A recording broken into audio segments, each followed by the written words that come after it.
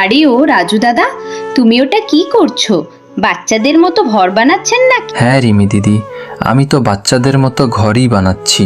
আমার তো মনে হচ্ছে রাজু দাদা, আপনি বাচ্চাদের সঙ্গে থাকতে থাকতে বাচ্চাদের মতো হয়ে গেলে তুমি। আরে না রিমি দিদি, আপনাকে কি বলবো, এখন তো রানীর বাবা এই দুনিয়ায় নেই, আর রানীমা কাজের জন্য শহর গিয়েছে কদিনের জন্য।